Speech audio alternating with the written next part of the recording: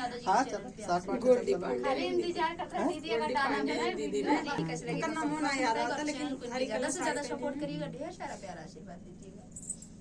चला मोबाइल बिना मोबाइल बिना मनवा ना लागे